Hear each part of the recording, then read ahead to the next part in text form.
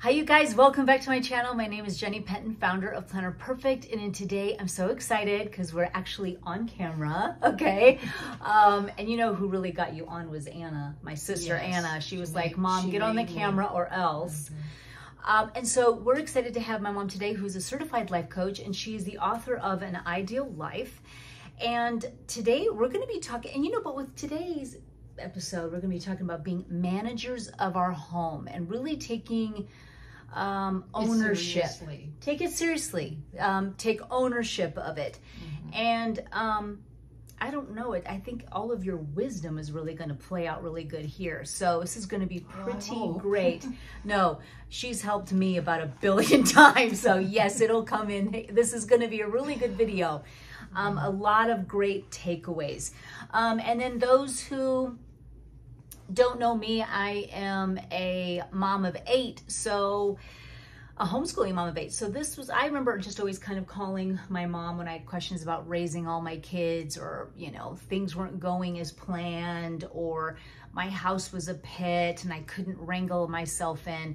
This is where she really helped coach me, and then I was able to plan accordingly in my planner. So it was really quite perfect. Yeah, because everything is totally different in every single home. Yeah, it's very unique to each family and woman. It really is. Yeah. And so since I stayed home and I homeschooled, it also looks different compared to Anna. Right. Where her kids go to school, and then where she works and how she does her thing too. Or mine where you went to school and sometimes you didn't. Yeah, exactly. I know. She always loved it. We'd have like home days and I'd have to hide from Dad. I didn't care whether you went to school or not. Yeah, I know. You did it. That was fun that one day you did hide. I know. We baked that day. We did like a baking day, and you said you want to stay home. I popped up from the counter as soon as we heard the door go. I know. We were trying to get, not to tell my dad, because he was kind of, it wasn't like he was strict about it. No, but he thought it would be He's like, what do you mean she's not going to school? You know what I mean? To bake? Unheard of. And I didn't want to, push it. So why make something out of nothing? Yeah. You're like, oh, and then I remember baking all day. So that was a lot of fun. So I get all my baking skills from my mom because I baked all the time, and so I really learned to love it. Yeah, and so I just told the story of when you used to make bread every week. Yeah. Yes, I did. I just told that story. 14 loaves every Tuesday. I don't know if it was 14 loaves, but for some reason it was 7 loaves. 7 loaves. It was 7 loaves every Tuesday. And that's right. Half white and half wheat. Right. Yeah. And your dad would help you because we used we used to grind our own flour. And then we had the grinder that she would hook up to the counter, and it would get so laborious that my dad came in with his drill. And he just, she's like, well, I guess this was a teaching moment, but it was funny in the end. But we would freeze our bread and give some away, and we gobbled it up. Yeah, we did. We did. I mean, we used it for everything. Bread for everything. Right. And that bread recipe. Made the best grilled cheese. Please. It did. Oh, paninis? Man. Paninis. I don't think you even had one of my paninis. You cut it really fat, you press it, you know. French toast. Forget about it. Yeah. But I'll even link you girls to my bread recipe down below. It's on Planner Perfect Meals. So that one I still use, that my mom taught me how to make. But baking is a part of managing your home, and at least it was for my home. I had so many kids that was a necessity that I did that. And when I wanted to first kind of state that things that I remember growing up is that our house was tidy. Yeah. It was tidy. The kitchen was always a mess. Yeah, because it was used a lot. It was used a lot. Yeah.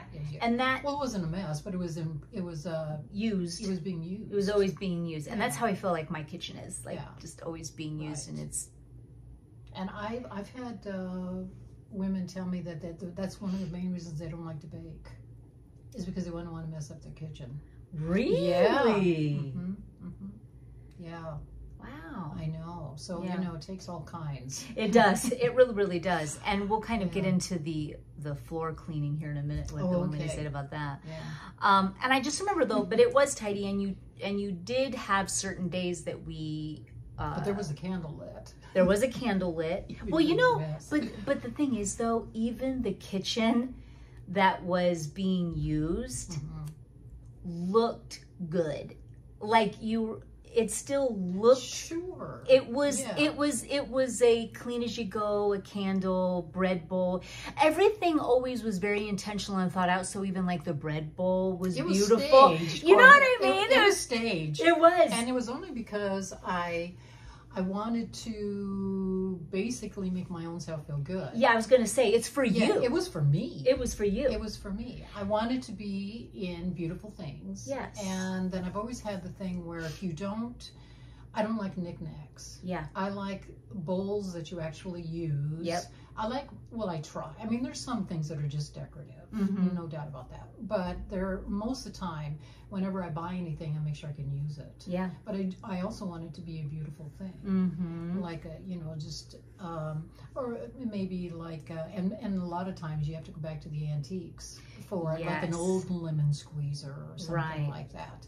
But we're getting into personal things here. This is, a lot of people, I have found out, that's how we are, but that doesn't mean, you can still have your own way of doing things and not being so. To personalize it, do the things that make you feel good. Whatever inspire you in the kitchen. Yeah, it doesn't have to be what made me feel good in the kitchen. It's just the takeaway is otherwise everybody thinks we're over the top and then they just get discouraged. Well, then you don't even do it.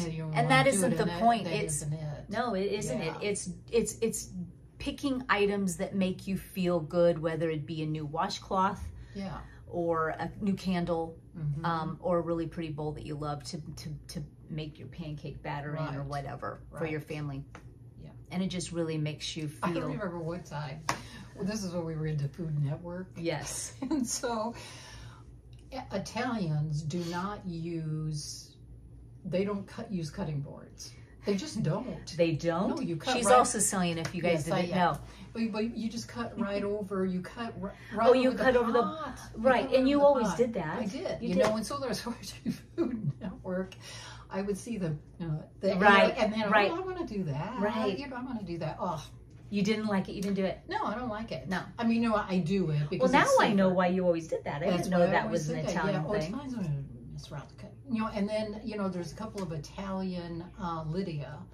I've seen her do it, where she's just cutting right over the pot. Really? Yeah. You do what suits you. So I went back to that. So you want to inspire yourself in the kitchen and in your home, and so I remember it being like that. It always looked, and so. What I think though is that what I remember is that it does impress kids, whether impress their minds. It creates. It's just what I knew. It nurtures. Thank you. And so when I grew up though, it nurtures men too. It definitely does. It definitely we have a lot does. Of funny stories about Rob. Yeah, Anna's husband. Yeah. Oh, I know. Like when my mom and my sister cooking in the kitchen. He's like, "Is there anything better than this day?" He said he does. He's so happy. I know. Yeah, and same for John, my husband. He loves it when there's food coming out of the oven and bread coming out of the oven. We was going to tell him to kind of dial it back. Yeah, because Rob's over the top. Yeah, I mean, Yeah. Yeah, relax. But it left a mark on me that I wanted to emulate that when I got older. I wanted to emulate that because it was nurturing to me, and I wanted to pass that on to my kids. And so I liked it, obviously. Yeah, and Christian does it too. And my brother does. He's the one who actually amazing. He makes dinners. Makes spaghetti. Cleans. Brooke so appreciates breakfast. I know. I mean, what woman wouldn't? And our house was organized, and I do believe it was organized because she was a minimalist. I was. Definitely a minimalist. Yeah, I'd have to say I'm not one. Maybe one day. Yeah, but I was into that before we got popular. Oh yeah. Yeah. What was funny about her and her wardrobe was that she always was like, well, these may be out of style now, but wait.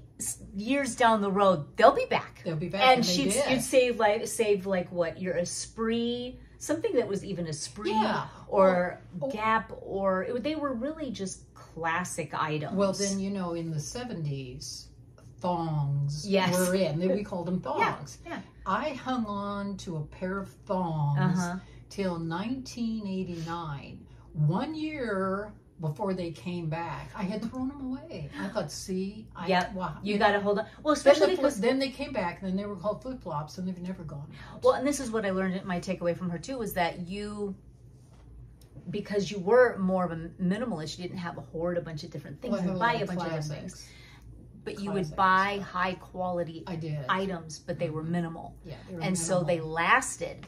And so I always remember that, because I remember my Target bags would always, purses would always die on me after 6 months, and my mom's still toting her Coach bag from 12 years back. And I was like, I think maybe I should just save up for a really nice one. Yeah.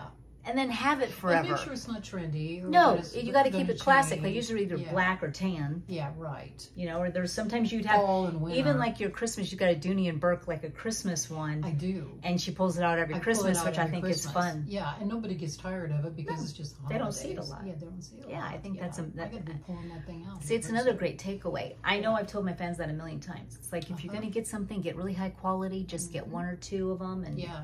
Another thing I'll do too is, like, if I find something that really looks good on me, as long as it isn't a top like I have on now, because you'd be able to tell. It's like, oh, this one with the embroidery. No patterns necessarily. Yeah, well, if it's white, or if it's just a regular style or a tee, if it really looks good on you, then buy like about 5 of them. Oh yeah, for sure. Because if they're really something that you're gonna as a staple. Yeah. Buy several. That's always a good thing. Yeah. Definitely. And dinner was always made. Yeah. For the most part. Yeah, we're talking we're not talking like do or die, but I do. Because we didn't ever go out to eat. No, we didn't. No, we didn't. But I remember Dad would always say, "Are we going to do catch as catch can?" Because some days, Mom. Oh, I see what you mean. Yeah. You're going to just eat whatever's around or in the fridge or whatever we can find. Yeah, because we did eat leftovers. So sometimes we would do that. Sure. But for the most part, dinner was at 5. It was at 5. And it was always simple basics, and even we always had spaghetti Sundays, but you always did really great basics like fryer chicken. Yeah, just nurturing home-cooked meals. They weren't gourmet, but they were definitely good. And the one big joke we would always say is I'd be like, "Mom, what did you put on this chicken?" And she'd say, "Little olive oil, salt and pepper." Yeah, it was like that. It was always, then after a while, it was just a running joke. The baked potato was the funniest one. Oh, why? What? I don't remember. Well, that was when you came over to my house, and it was dinner time. Oh, this was after I moved out. I was married. No, okay. You come to my house. Yeah. And you were starving. You were starving, and you wanted to know if you could eat my dinner. And Dad had eaten or something, and it was a baked potato and a pork chop or something. Oh. So anyway, you were eating the baked potato, and it was a baked potato, and it just had butter and salt and pepper. You just went on and on. I couldn't get off. Well, the thing is, though, when your mom makes food, though. And I think it's when other people make the food. Yeah, especially your mom. It's just something. And I remember one time I came over and I was like, "Hey, Ma," and it was Italian stew. Oh, yeah. It was so good. Yeah. I just couldn't get enough. Yeah, it might be that. And even like your biscotti. And I know that we don't want to get into that. But make a different version of her biscotti, but for some reason your biscotti is like, not even necessarily the biscotti, your hot cross buns. Oh yeah, the hot cross buns. It's the hot cross buns that get me. The hot cross buns are so, you know how I like them soft? Yeah. They just go down so easy. They do. And I'm 5 in and I'm like, what have I done? I mean, these are so good. And like I'm arrived before any other family arrives, and all the trays are empty. I've seen your ears go down after you eat one. I've ever seen there. You took a bite and your ears. It's too much. It's too much. I'm like, are these raisins? I mean, I just are these raisins? It's like, what's in this? So what do you think? A little bit of cinnamon. So what do you think that is? Nostalgia. Maybe. Yeah. Because I know even my kids will come over and Gabe's like, "I made your chili." Yes, right. It made me think of a fall festival. Right. So that's why we want. That's why we do it. That's why this is serious. Yes, it's very serious. It is really a part of it. It really is, because it was so you nurtured me as a child you by these the meals. Whole soul and then you remember it and you carry these memories with it. And then when your mom makes it as an adult, it takes you back to, I don't know if anyone's ever seen the movie Ratatouille. I'm sure you haven't. I haven't. But the movie Ratatouille was really cute, where it was a mouse chef, okay? Yeah, and he made this really amazing dish. I think it was a ratatouille. But the food critic came to eat it, and he's this old crotchety mean guy, never gave anybody a 5-star review, okay? Yeah. This really is good. Yeah. That's why I love kid movies, because I relate to every single one of them. But the guy, like, all of a sudden he takes a bite of this ratatouille and he smells it, and then all of a sudden it just pans out, his face drops, and he has this memory. I could even tear up. Oh. It's a memory where he falls off of his bike and his mom gives him ratatouille, and he starts to cry, and of course he loved it. So that's what I mean. It's just those different things that your mom made and did that are irreplaceable. Absolutely. They're just irreplaceable. Yeah. And that's what makes it the taking it seriously part. Well, and I'd have to say, I mean, I hate to hang on just to this part right now, but there's a lot in here that we could chew. And I remember going to school, coming back.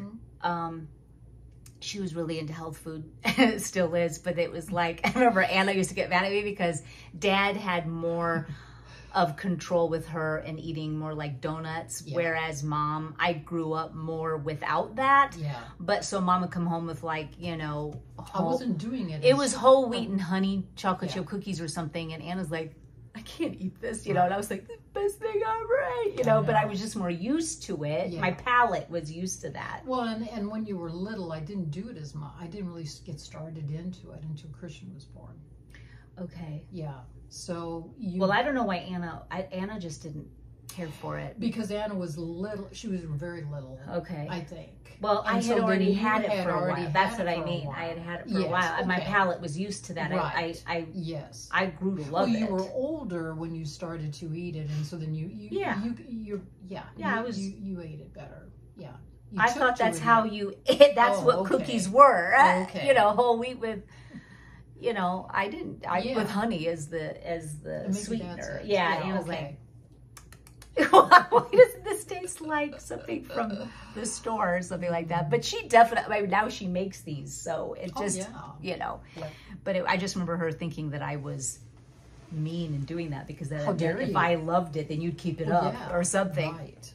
Making betrayal. Betrayal. And before I get into because there's some questions that I am going to start asking my mom that I know you girls would love to hear from her. But I just want to set the stage for like being and what I grew up with and how I manage my home and take it very serious because of what I grew up with this amazing, beautiful woman. So that's why. So I think, you know what, even let's just say you're older. Let's just say, what if they're older and they feel like, well, crap, you know, you know, we don't want that. No. But, you know, you can carry that on with your grandchildren and you can care for your husband. Just and you do it can for do it for yourself. Do it for yourself. And just like when, you know, you even were saying, or no matter what, I mean, even when you're going to have tea, you use the best china. You're doing it for yourself. You're doing it for friends, for girlfriends. When you have a book club. Just for your girlfriends, yes. Yeah. I mean, there's so many different opportunities to serve and nurture others. Yeah.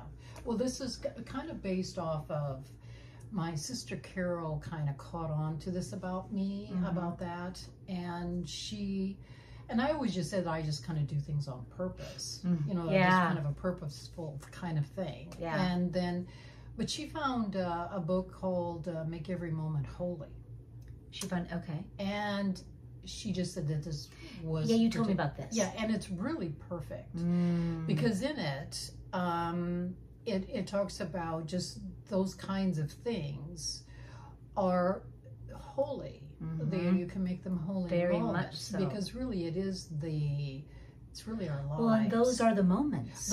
Because instead of preparing your dinner just to get it in there and get it done, how about you're enjoying preparing it? Right. So it was like if you make every moment holy, then your life is so much more joyful. It is. It's enriched. It's enriched. And you're not just going from here to here to get.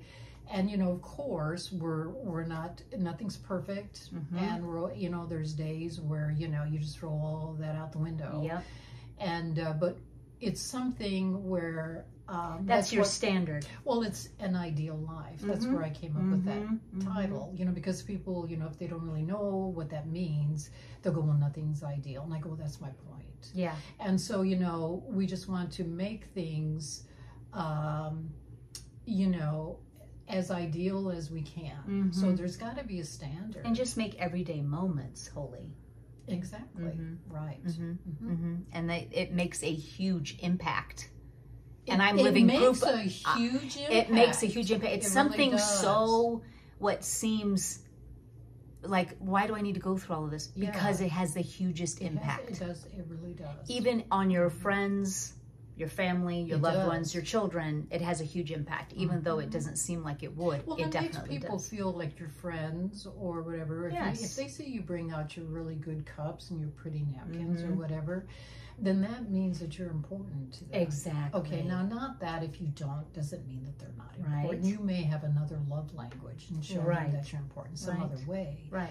But it is the way, it's one way to do it.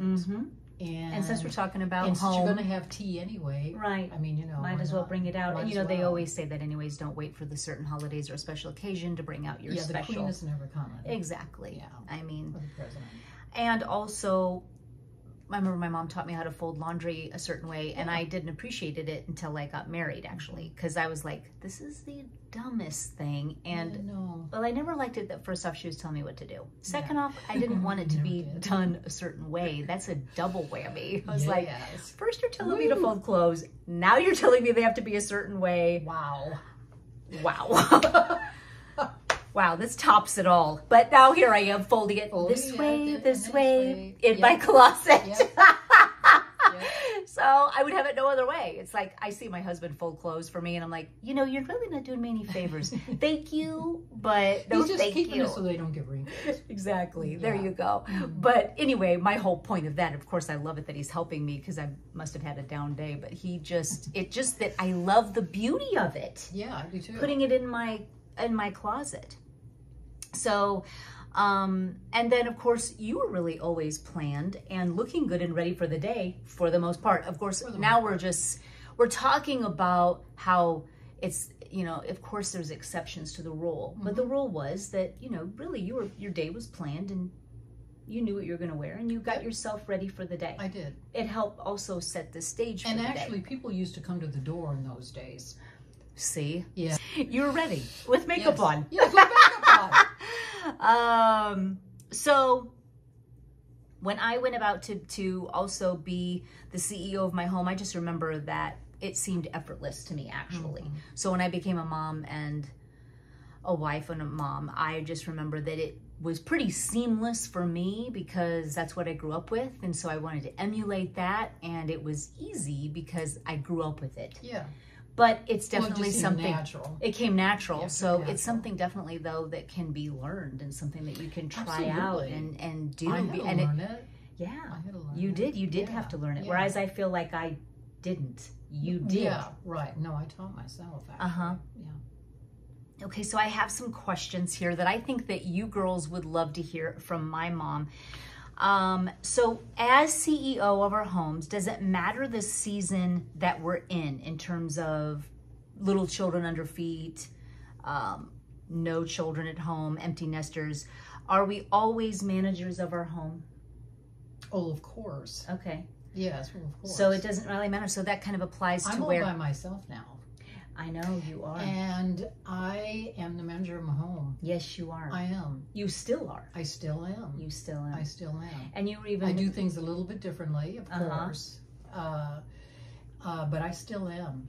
And you were kind of even mentioning even with your food, being alone, your meals. Yeah. You even take that, like you said, you put in like a fryer chicken and I just... and it was good for a couple days. You had, you know, you had food that you could have for lunches and...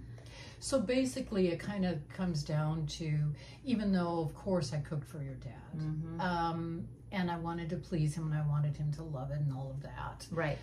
But still, I enjoyed making it. Right. I enjoyed making it, and so, you know, I still am going to do that. And now I know that in my Bible study, The Saved Alive, where, you know, it's talking about suffering, I had a a gal who she was really suffering from a divorce, and she was alone. And I noticed, she told me that she was eating cold hot dogs out of the refrigerator. Really? You know, and I said, you know, how about you make some soup? Or how about, you know, just put it on the stove and make yourself some soup, or make yourself an omelet, or, you know, just start to, you know, so that she wanted, start to nurture yourself. Yeah, she wanted me to help her. So then I was just saying, but see, when people are sad and depressed, the last thing they think someone's going to tell them to do is to put on some soup. Exactly. You know, okay, so, but I knew that that would be nurturing to you know, herself, like you said. Yeah. And she did. And did it change your life? It did. Well, it lifted her. It lifted her depression. Yeah. To, you know, to a certain point. Right. You know, there's still more work to do. You know, I know we do have that. But honestly, that is, you know, well, basically it comes down to self-esteem. Yeah. And I don't mean the self-esteem that comes with vanity. I'm going to kill it. I know.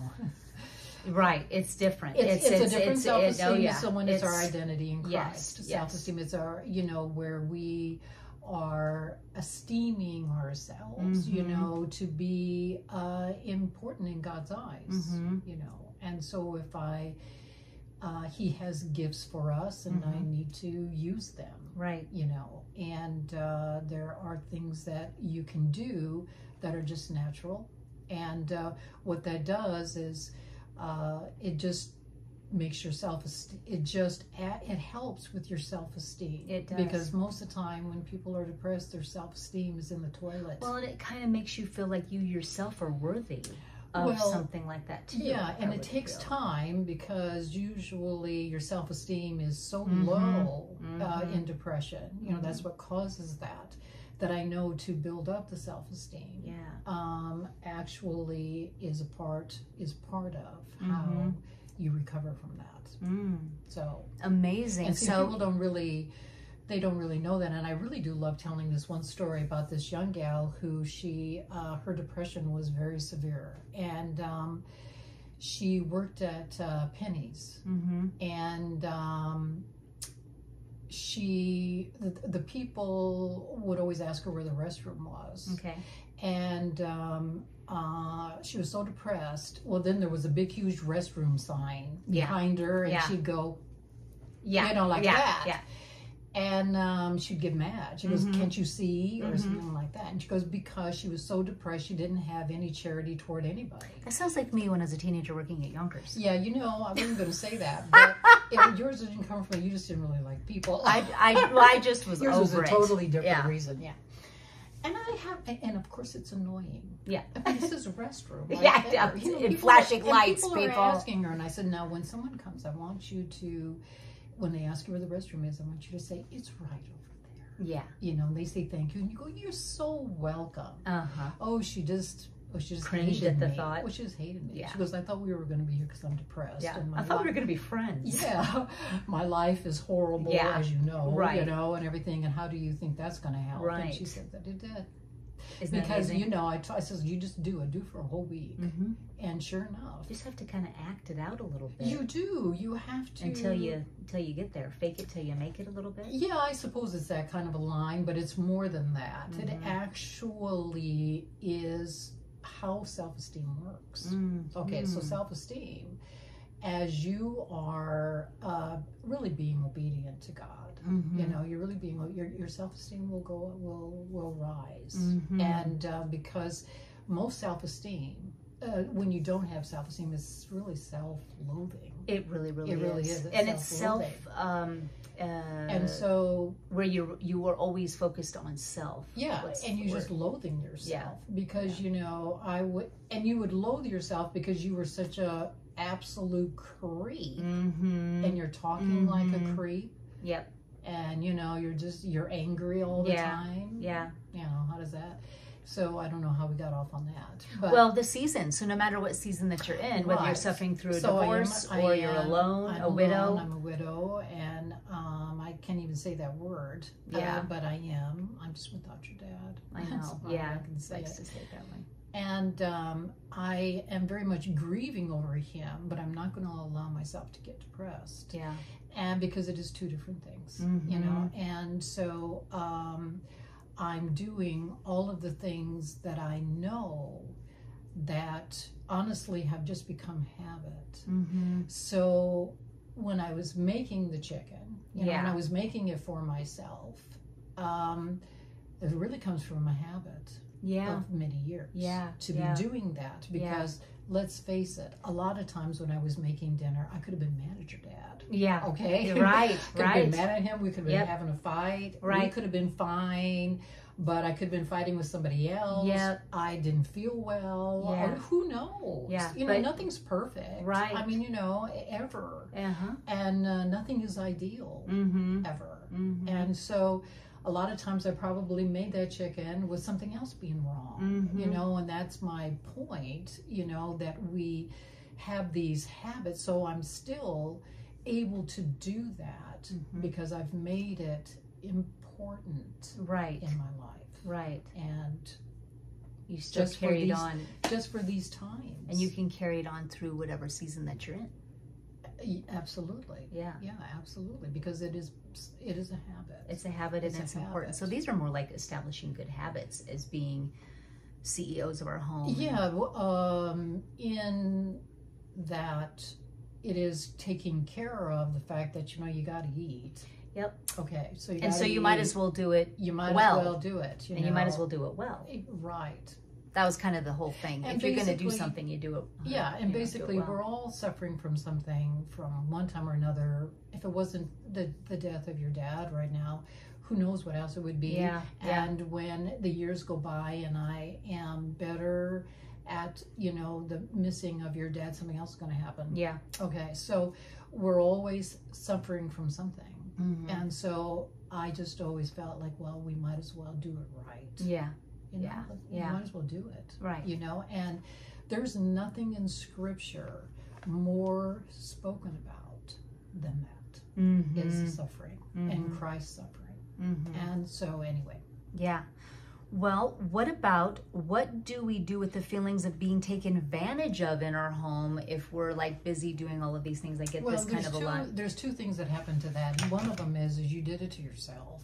And then they kind of feel like if no one's grateful or well, number one, you did it to yourself. Number two, if you feel like you're being taken advantage of, you don't have then it's your fault. And the reason why it's your fault is because you're letting them. You know, so it's really simple.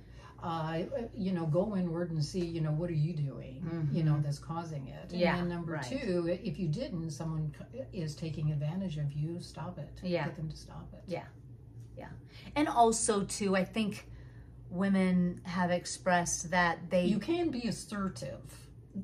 Be assertive. Not aggressive. Not aggressive and not passive. Right, and be assertive. And I think it's easier. You do have rights. You know, you have rights, you know. Right. And I think women can easily do that probably with children, maybe, than maybe a husband or a partner. Husband. And you definitely, it's something that is worth talking about. And then I've even had women say that, well, I don't really like to do much of it unless he's doing half or something like that. But see, I think then when it comes to that then I think when you take ownership of what you want to do, then I don't ever feel like, for me personally, it takes me a lot before I feel as though John's not pulling his weight. Well, see, that is a you know, this generation's I know, and the generation before that, and it's a problem. When you have, everything has to be 50-50. Right. Number one, nothing is 50-50. Oh, I know. Nothing. You give something it's 100%. 80-20. It's usually 80-20. Sometimes it's 100. But each person should just be giving that 100%. And I think... and you know, and then what happens is that the husband and wife, they lose their jurisdiction. Okay, so someone is, you know, if I knew what my jurisdiction was, and I did, because we sort of, you know, I know I'm coming from the traditional, older you know, where the woman did certain roles and the man did. But, and that, I'm not saying that your dad didn't do the dishes. I'm not saying that, or that he didn't do the laundry, you know, or anything like that. You can switch over. We know he ironed. We know, yes. We know he She put her foot down one year and she goes, you know what, I'm done. Right. And he had to do it. Right. But to be 50-50 just for it to be 50-50 is stupid. Yeah. It's stupid. Yeah. You know, I mean, because it's kind of like, you know, I changed the baby's diaper, now it's your turn. Oh, right, I mean, right. And I've heard women do that. Yeah, no, I know. They do. When they do. That really sets you up for failure. Yeah. And then you're going to, I mean, a horrible marriage. Right. I mean, you know, because I think it's good to know ahead of time what you want to, I think you need to understand what you want and what's important to you and what you're looking for. I mean, I don't know if you can even change a mindset if someone wants 50-50. But right, because, you know, if you were sick or it's in the middle of the night and you have been up twice with the baby already and your husband gets up and changes diaper, of course. Right. But that isn't 50-50. No, it's not. It isn't. But I guess to me, I feel like because we're talking about being managers of our home and actually owning it, because I do that. Now, see, my husband has a lot of different things he does that I would never want to touch with a 10-foot pole. I don't want to change my oil. I don't want to go get it fixed. He gets my car washed. Now. See, I know you're doing really both. A problem. No, yeah, and I'm scared. It's not very fun. I'm sure. I can't even imagine. Well, if I get in the car and the car doesn't start. Oh, I know. Our lights went out the other day. We were the electricity went out at 3 o'clock till 8. I was like, well, what are we supposed to do now? Right. I mean, I would always just look to you. And, you know, it's just that kind of stuff where you almost can take it for granted. But I just take ownership of it. And so then naturally you don't get offended because you're taking ownership of it. So like when I'll tidy or do laundry or put his clothes away, I'm not thinking, what the heck is he doing? You know, just because I know what he does. Doing nothing. What? They're usually doing nothing. They really are. But they and sometimes I can look, sometimes I can be washing a counter and looking at the back of his head and be like, wow. Yeah. See, no, but I've not ever done that. No, it's basically not all the time, but because I know and I own what I do, I take it on with gladness. I don't ever really have that problem because I've taken it on and I own it. Yeah. I want to do this. And if I feel like I need a little bit of help, then I'll go ask for it. Right. And if I need things changed around, like, you know what, this is now I'm doing too much, and it doesn't feel right to me. And there's a right way to do it, and by all means, do it. Yeah. So, what do you do with feelings of having no time for yourself? And so you start becoming bitter and like, you know, I've had those kind of feelings myself. If the scales seem to be a little tipped. Okay, so what would be time to yourself look like? Because if I'm in the kitchen with a candle making chicken, you're feeling pretty good. I'm something about when you have kids, though. I think this might apply to more when you're in the childbearing age.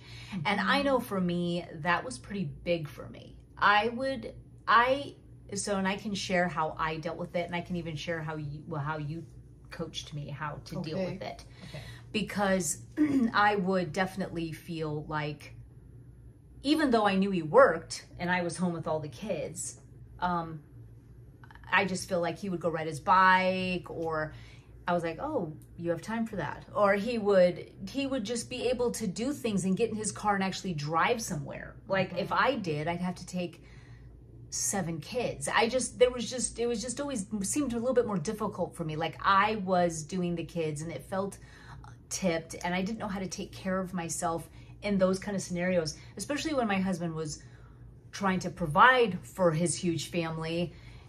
He was limited in what he could do. And so I had to learn how to make sure I was filling up myself and that I was taking care of myself. And what I would do is I would set myself up for failure, and that I would tell him, hey, tomorrow I would love it if you would watch the kids while I go take a walk. Surefire, for sure, the next day, he would not only forget, but he would already be gone by the time I was ready to go. I mean, he's like, what do you mean? I got to work. What are you talking about? So like his mood changed, and he's like, I can't be that flexible. I mean, I thought I could, but now I can't. So I'm sorry. You know, and so I learned very, very quickly that depending on other people for my life and like penning them in my planner was not a good idea. Yeah.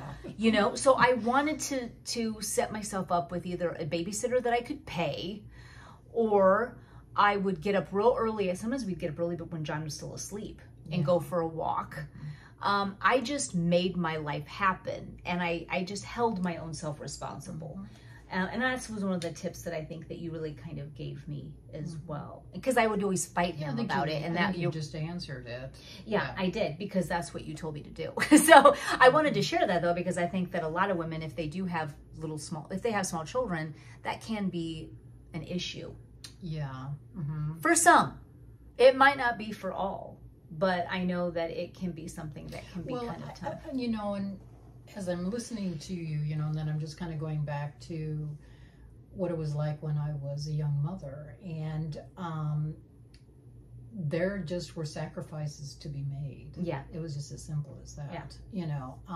Well, and I'll make no mistake, I made them. I had, my whole life I felt was that. Yeah. But sometimes you just get to that point where if you don't take a breather, then it's not gonna, you need it. You need something to say that I needed something. And that's when I even started blogging. This is a whole other video. But I even started blogging for myself. I needed to do things for me. And I think when I started to implement things for me, like I started to paint again, I started to draw handmade invites for Christmas. I did me. And then I began to kind of find Jenny again. I feel like I was just so in mom mode and serve mode that then I kind of lost myself. And then that made me real depressed. And then your husband's too busy and you can't even walk. Like, what am I? You know, and then you kind of lose yourself. Yeah. So I think maybe mine was a little bit different because your dad was doing all that he could. I mean, he worked and I took care of the home. So it was basically kind of like that, you know. And I mean, I knew that he was working and that he would need his rest when he got home to be able to go back to work and provide for us. So I never really had those thoughts. You know, I never really did. And then, you know, it seemed, you know, Christian was sick for many years as a baby, you know, and that was a very, I mean, I didn't have any time for myself.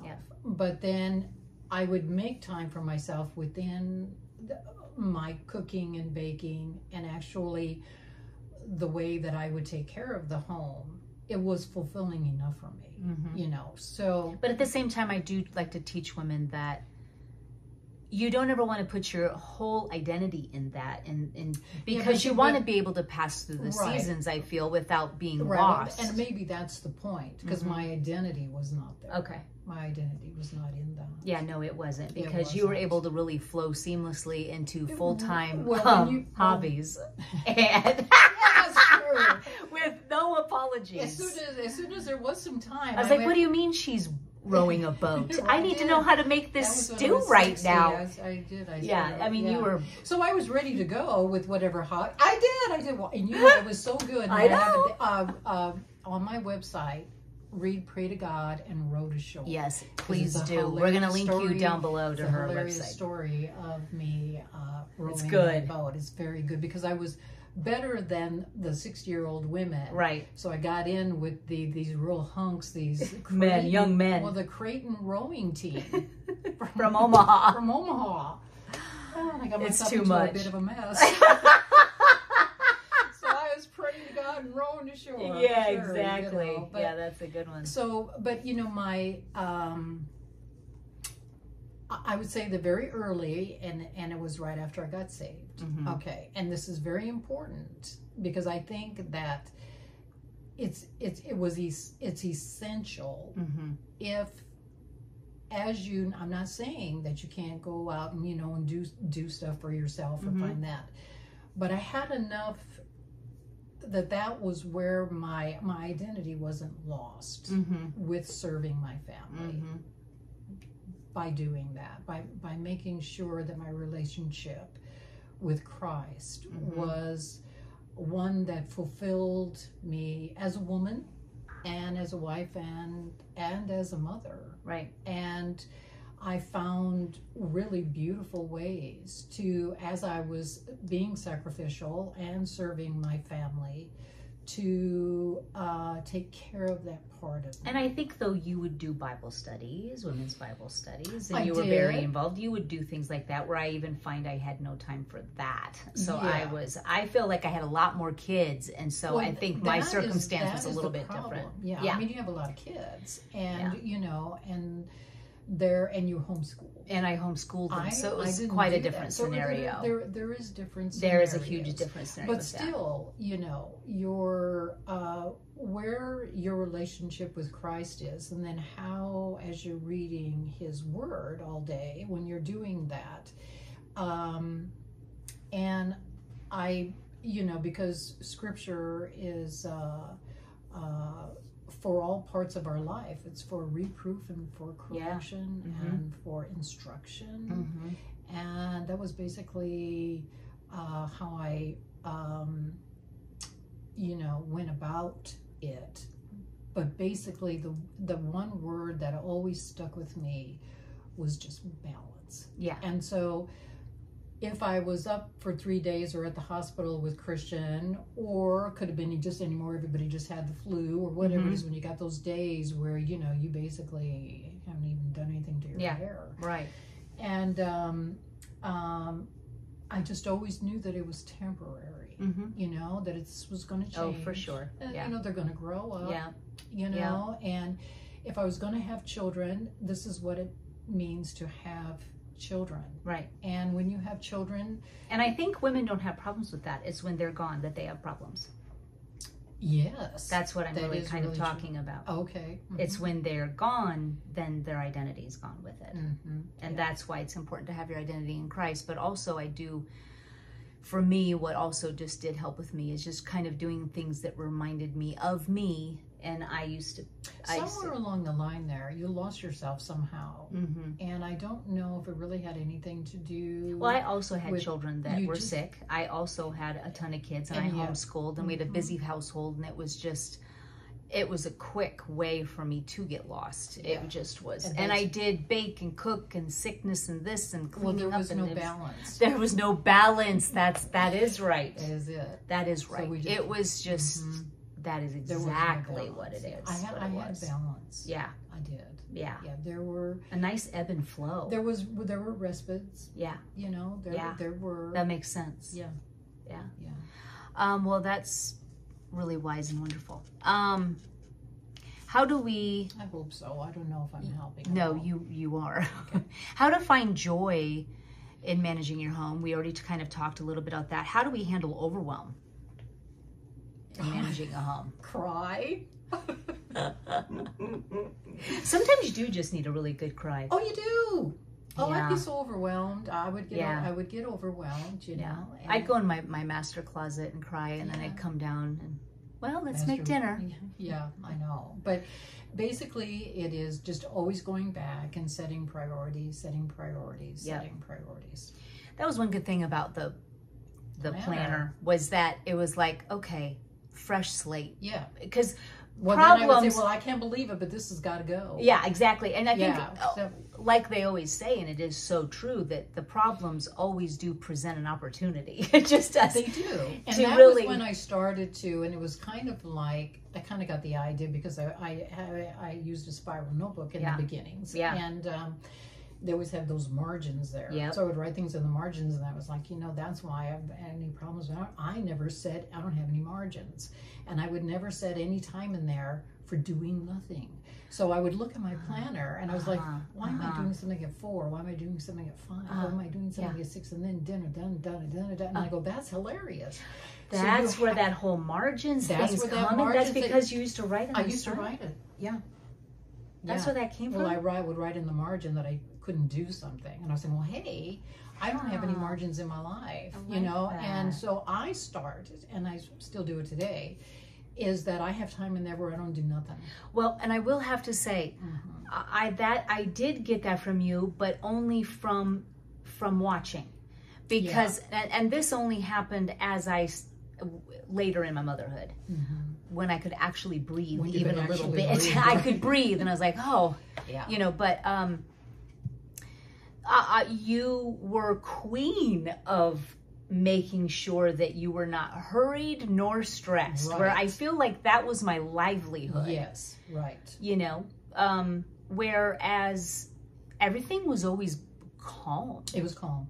There was no chaos. That was a part of making every moment holy. Yes. So, and I tried to do that. But yeah. Well, you had, and I did do you that. had more challenges. It was more challenging, but I should have adapted more of it. But you're your own for me. personality. I know, but with my crooked neck, I could have used that. Yeah. I knew that it was sort of, it was going to be detrimental later. It was going to be. Well, I just knew it's like. Well, let's see how this turns out. I know. Well, how about like when you got that one chair stuck in the stairwell? Oh yeah, I was pregnant, carrying furniture. That just mean your dad's. Because I wanted to rearrange my furniture. My husband's like, wait for me, don't wait. I was like, don't wait for you. Yeah, what? So I tried to do it myself, and it got stuck. And I remember my husband was going to be so not happy with me. And I remember calling my dad. I was like, Dad, you gotta help me like now. My chair is stuck in the my shit's stuck in the. It's on the landing. It's on the landing on my stairs, and my dad then Guffaw laughed. Oh man, but just shaking our head, because you're strong enough to get started on it. Just got jammed. It just got jammed in the hallway, wrecked the wall. But he helped me. It was so there a lot of it. We've talked about this before. And that's why now I'm into the temperaments. And I'm really into the temperaments because I that would be a great other video. Yes, because I knew your temperament, and I knew that it wasn't mine. Yeah, and so it was going to be. It was go, go, go. I'm more fast and you're more slow. I'm so slow. already I feel like I'm... So I have to work that out. You had to work that out. I had to work out that part of me. We want our temperament to be spirit-filled. So we have the weaknesses and strengths. Right. So, so we need to all kind of be in the middle. Yes. So let's talk about that next time. We will, because it's one of my favorite things to talk about. She's really good at this, girls. We got to talk about the temperaments. It helps you to know yourself, and it helps you to know. Well, it helped me to know you. Yeah. And then I just thought, oh my gosh, she's just like Nana. Just like your dad's mom. You just were. And why not? You're her granddaughter. Why wouldn't you have her in you? And then quite often, our own very children do not have our temperaments. Oh, I know. They don't. You might have. I mean, out of the 8, I don't even know how many even have yours. Yeah, I don't know. I can't even think. I can't even think right now. I can't even think if they do. Maybe Taylor. Yeah. And so, that's so important, because you have to be able to understand even your husband's temperament. Yes. Because number one, most men act the same way across the board, but then they got their temperaments. And I definitely would always even encourage in my planner for women not to live by timestamps, because that's exactly what that is. But you can sort of, even in a planner when you don't have that, you're thinking you're going to do this, and then you just kind of fill the thing up. And then I thought, oh my gosh, you got to take that. So in the margin, I would take it out. And I go, you need to actually have a time where you're going to say that you can do nothing. Right. And sometimes it's hard to do. It is but it's so important. But it is really important. Because I used to think you're wasting your time. Well, I know. But if you don't do that, then the next day you will just collapse, and then you're going to zone out in a negative way. You will, and you'll be known as a canceller. I used to be like, oh, my calendar's wide open. Or we would, Coffee on Tuesday? Let's do it. Abby, let's start gymnastics. Taylor, let's start up football.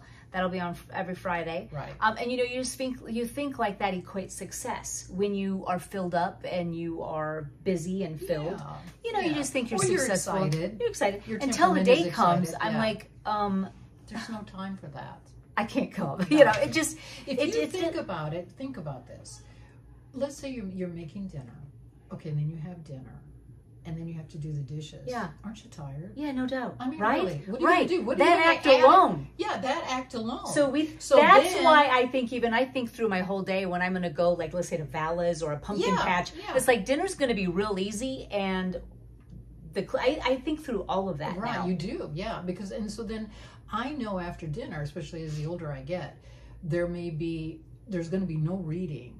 Because I just fall asleep. So I have to do the reading. I know. That's how you do that. So I might knit. Yeah. And listen to something on TV. Because I can't watch it. And so you know, so I start to, and then you're really choreographing your day. You do, and you know, and so then I know that during you don't want to overdo yourself.